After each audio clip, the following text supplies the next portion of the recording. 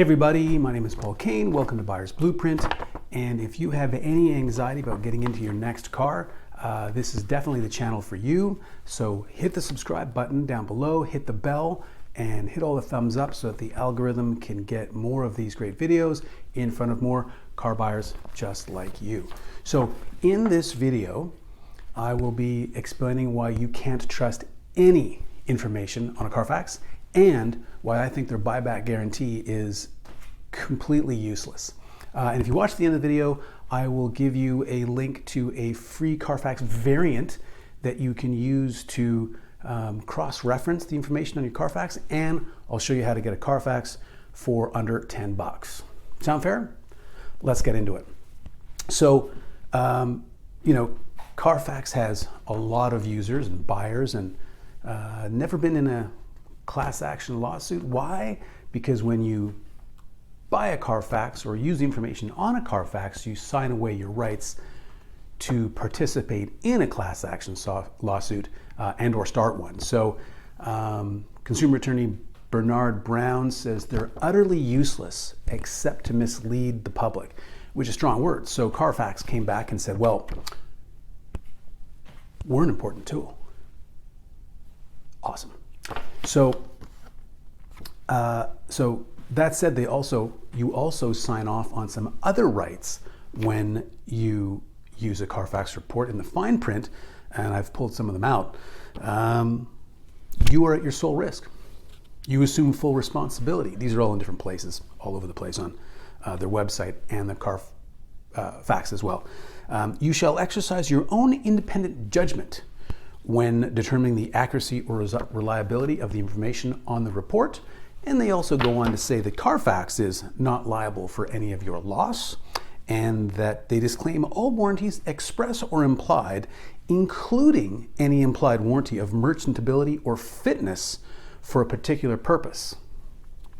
And CarFax depends on its sources for accuracy and reliability of its information.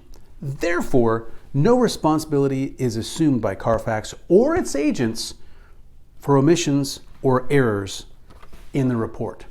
So that said, well, what is in a report?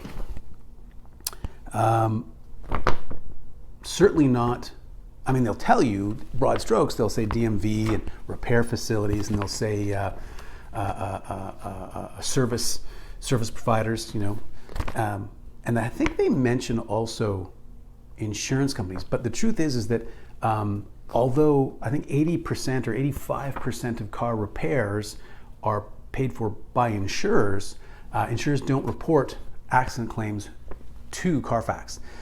In very few cases, small numbers, certain insurance agencies will report a change of title, which is what the DMV does anyways, to CarFax, but otherwise they just don't. So how can CarFax stand behind their buyback guarantee? It must cost them a fortune with all this missing information. Well, how they do it is by only guaranteeing that very narrow bit of information that is given to them by their most reliable source, which is the DMV, and it's also coast to coast, which helps. And that is title issues, odometer issues, and buyback issues. So they guarantee those three things exclusively, full stop, absolutely nothing else. But if you were to find some errors in that very narrow scope of information, you'd need to meet these conditions, each and every one of them, or they will deny the claim. So here, you have to be the current owner. Makes sense, but you can't come back later and claim any loss. 2, they pay out the purchase price only. No tax, no warranties, no insurances, no service contracts, no interest, no early termination fee penalties, nothing.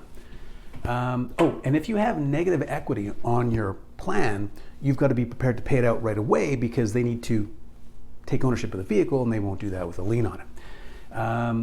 And you have to have the original copy of the CarFax notarized, and you also need to have the original bill of sale, but the CarFax needs to have been purchased no more than 30 days prior to the purchase of the car. And then also, when you find this brand issue or the issue at hand, whether it's the branding or the odometer or the buyback issue, that cannot be. It has to be greater than 60 days from the report that you pulled. Now they also have this, another one, which bugs me, which is totally open-ended. I mean, you'll see what I'm saying. It's the you should have known clause. So in other words, if you buy a car and let's say you couldn't take delivery right away because maybe it was in the shop getting some repairs done, they'd say, well, you should have known that the car had issues because you couldn't take delivery right away, so we're not going to pay. And it's a he said, she said thing, right? It's lousy writing. Oh, that's right. And so the brand that has come up and the issuer of the brand or the information needs to be a client of CarFax. In other words, they don't get information from everybody. So if you get a brand or a title change that's a problem that's going to cost you money that you want them to buy the car back for, the reason, they could say, well, oh, hey, this company that you got this brand from, they don't report to us, so we're not responsible for that because sure your car has a brand on it, but it's not from, let's say, the DMV, so it doesn't count, we're out.